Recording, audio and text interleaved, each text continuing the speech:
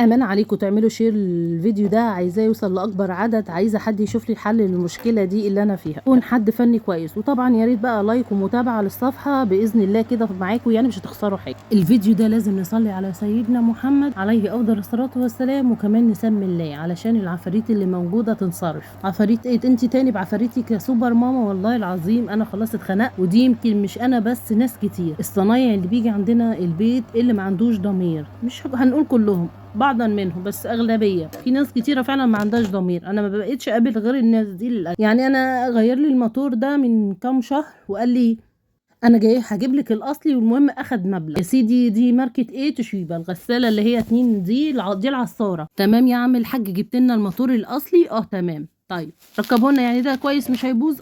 ده احسن من الصيني مش هيبوظ بسرعه. المهم ما خدتش شهرين 3 4 كده اهوت بصلاته على النبي وقفت. جبت الراجل تاني يصلحها لي، خربها لي شويه كده، شال لي بقى المفروض الباب ده بيفتح وبيثبت، شايل لي تقريبا حاجه منه يخلي الباب بيقفل لوحده تاني، كل ما تفتحيه وتحطي الغسيل في الغساله. طب انت عايزه ايه يعني؟ المهم انا هقول لكم اهو، والله جبته تاني وعملها لي، ومفيش يومين 3 وقفت تاني. جبت بقى حد تاني بقى خالص لاني زهقت، صلح لي التلاجة وحل لي مشكلتها، والحمد لله هي نفس المشكله، ان هي بتنزل ميه، وغير لي فيها حاجات، وخد برضك مبلغ وقدره، واللي عندي التلاجة بتخر ميه تاني. ده واحد غير الاولاني وغير التاني طب دي اللي جبته بقى الاخير ده قال لي دي خلاص مش هتنفع معاكي تاني، دي لازم موتور. المفروض جاب حاجه كده وقعد يقيس فيها في السلك الموتور او حاجه يحط، قال لي لا دي مش هتنفع معاكي تاني، الموتور محروق. ده يا عم الحاج انا لسه جايباه توشيبا اصلي. قال لي لا ده مش توشيبا، ده صيني ايه ده؟ الراجل قال لي وده خد مبلغ، وده صاحب جوزي وشيخ وبدقن وحكايه كده يعني ويعرف ربنا. قال لي لا ده صيني اهو، مكتوب عليه صيني وده صيني.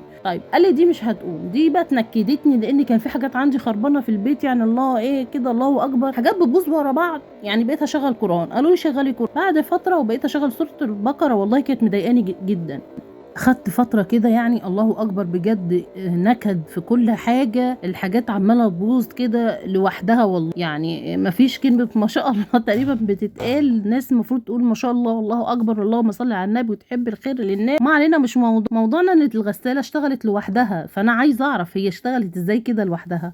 ازاي اجيب حد يقول لي الموتور محروق وبعد كده تشتغل؟ وهي فعلا ما كانتش شغاله، سبتها بتاع 15 يوم وبجربها لقيتها اشتغل. يعني ده برضك حسد ده بقى ولا ايه في الناس حتى اللي بتدخل تصلح لي الحاجه عشان افضل متنكده؟ الحمد لله بجد على نعم ربنا الكتير، ربنا يزيح عنا كل هم وشر، اي حاجه ممكن تنكد علينا ربنا ينكد على اي حد يأذينا بنظره او بكلمه وباساءه، او حد بيبص لنا بصه مش كويسه، لكل الناس مش ليا بس. وامان عليكم تعملوا شير ومتابعه باذن الله للصفحه. عايزه اعرف هي كده هتبوظ تاني ولا الحمد لله لما اعمل الفيديو ده هيرشقوا لي عين تاني هتقوم بايظه؟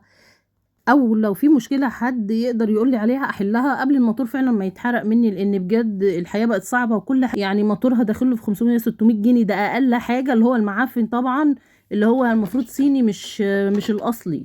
نصب عليا وقال لي لا ده انا جايب لك الاصلي، وكان طبعا اغلى من كده، فممكن واحد تاني ينصب عليا عادي يعني.